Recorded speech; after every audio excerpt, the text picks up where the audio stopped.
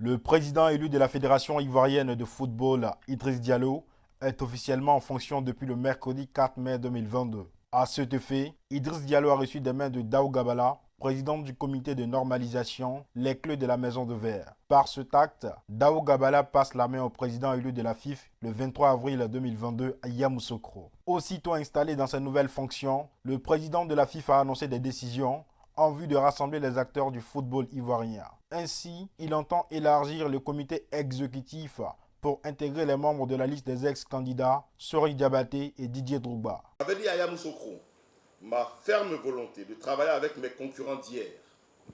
Et pour joindre l'acte à la parole, j'ai demandé au doyen Adou Nangon de la JCA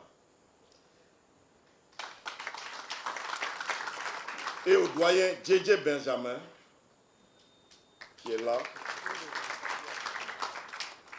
je leur ai demandé de prendre leur bâton de pèlerin en tant qu'anciens pour rencontrer Sori Diabaté et Didier Drogba afin que nous puissions nous asseoir pour parler ensemble du football ivoirien. Je leur ai confié cette mission et je leur fais confiance pour que nous y arrivions. Dans le même esprit, un de mes engagements de campagne prévoyait un comité exécutif de 25 membres.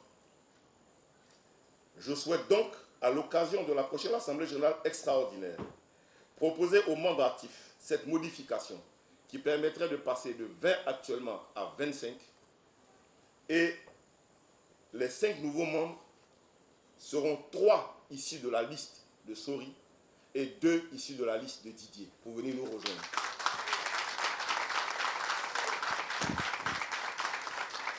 Pour qu'ensemble nous puissions travailler au service du football de notre pays. Au regard des urgences à venir, Idriss Diallo, au cours de la cérémonie de passation de charges, a procédé aux premières nominations. Je porte à votre connaissance que dès ce jour, je procéderai à la nomination des vice-présidents qui vous ont été déjà présentés officiellement.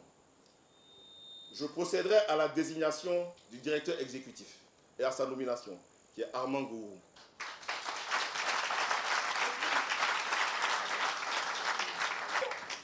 Je vais procéder aussi à la nomination des présidents des ligues. Je nommerai donc l'aîné Salif Bictogo, président de la ligue professionnelle. Je nommerai aussi le député maire de Gagnoa Issouf Diabaté, président de la ligue amateur. Dans la foulée, il a lancé un appel à candidature pour le poste de sélectionneur national. Je lancerai dès ce soir un appel à candidature pour les postes de sélectionneur et sélectionneur adjoint de l'équipe nationale A. Nous avons un défi majeur important. On ne peut pas prendre des décisions dans la précipitation. Donc on va faire un appel à candidature et nous allons choisir, je dirais, les entraîneurs qui accompagneront notre équipe dans le cadre de la CAN 2023 et après. En recevant les dossiers de la Maison de Verre, Idriss Diallo s'est engagé à diriger l'institution avec rigueur et transparence. Il a invité les membres actifs à regarder dans la même direction. La tâche qui m'attend est très lourde. Et pour la mener, je dois avoir à l'esprit la nécessité de diriger notre fêtière dans la rigueur, la transparence, la justice et l'équité. Je m'y engage solennellement devant vous et devant la nation. Je vous demande de me juger sur mes actes. Vous me connaissez. Regardez ce que mon équipe et moi ferons. Mon élection ne consacre pas la victoire d'un candidat contre d'autres, mais plutôt celle du football ivoirien qui sort grandi de cette Assemblée générale. Je suis et je serai le président de tous, avec pour objectif premier de rassembler autour de notre passion commune, le football. Les joutes électorales sont terminées. Il n'y a plus de place pour la division. Si nous sommes, comme je le pense, et si notre désir à tous est de servir le football ivoirien, alors retrouvons-nous et mettons-nous à son service, car les défis sont importants à un an de la Coupe d'Afrique des Nations 2023. Avant de remettre les dossiers et les clés de la FIFA, La présidente du comité de normalisation Dao Gabala a dressé le bilan de sa gestion de 16 mois à la Maison de Verre. Elle a passé en revue les changements apportés dans le football ivoirien. Elle a fait des recommandations. Parce que c'est du football qu'il s'agit. Et pour cela, nous pensons que les clubs, tous les membres actifs et les acteurs doivent s'approprier la vision et les valeurs du football à promouvoir. Et notamment la vision que nous avons proposée, celle de tout mettre en œuvre pour pousser le football au sommet. La deuxième recommandation, Football First, rassembler la famille ivoire. Le match de l'excellence et de la performance se joue en équipe. Et c'est en équipe que nous pourrons gagner. Le foot, c'est d'abord un sport d'équipe. Au niveau du championnat, les recommandations que nous faisons sont les suivantes.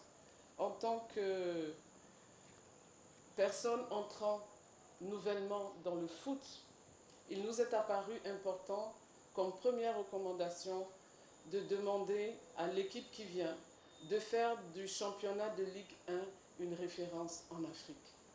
C'est ce championnat de Ligue 1 qui va être diffusé et qui va nous permettre de rayonner d'abord au niveau continental. Et ça, cela passe par la professionnalisation des clubs, par un prix plancher pour les salaires des joueurs et même pour le mercato. Et enfin, la recommandation de faire de chaque match de football un spectacle. Pour l'équipe nationale, les recommandations s'intitulent Côte d'Ivoire First. La première recommandation, c'est de professionnaliser la gestion de l'équipe nationale. On est encore dans l'informel, dans la gestion de notre équipe nationale et nous voulons que cette équipe nationale aille au sommet. Il faut commencer par la professionnaliser, par recruter une équipe d'encadrement qui est professionnelle et engagée, recruter un médecin à plein temps résident qui va être responsable du pôle médical et qui va coordonner l'activité de tout l'encadrement médico-technique, recruter un sophrologue et un diététicien. Les sophrologues, ce sont ces motivateurs en sport qui vous permettent de dépasser vos limites. Et je pense que nous en avons besoin par rapport à l'état de notre équipe nationale. Après la cérémonie de passation de charge, une réunion du comité exécutif s'est tenue. Idriss Diallo est le 13e président de la Maison de Verre. Il succède à Feu Augustin Diallo. Il est aux commandes pour un mandat de 4 ans.